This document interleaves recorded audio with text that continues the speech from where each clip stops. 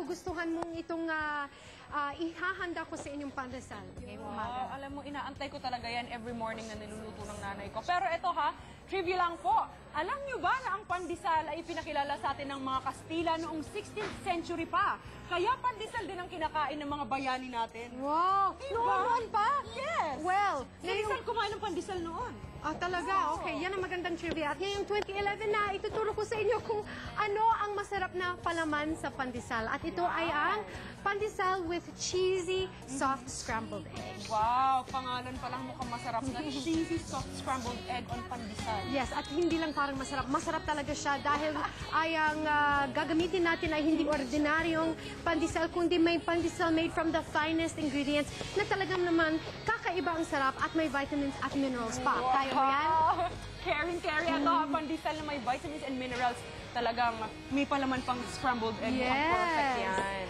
Alright, so ito, tuturo namin sa inyo kung paano natin gawin at kailangan lang natin ng ingredients na bukod dito sa masarap, malambot at nutritious pa na pandesal. At narito ang example or kung paano natin gagawin ang cheesy soft scrambled egg pandesal. Panoorin natin.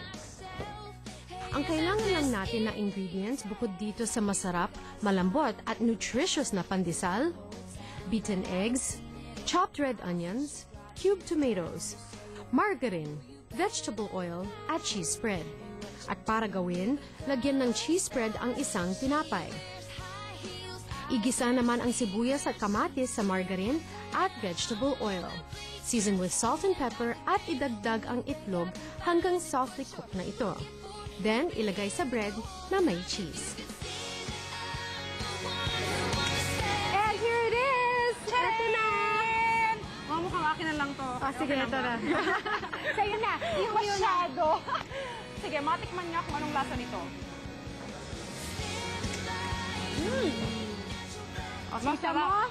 Masarap na. Siksik pa sa sarap at sustansya. Grabe. Very good. Kaya mga mommies out there, alamin ang iba't ibang ways to prepare pandesal para everyday excited ang pamilya nyo to eat breakfast at pwedeng gawin pambaon pa. Okay? Nagbabalik pa rin po ang umagang kay ganda.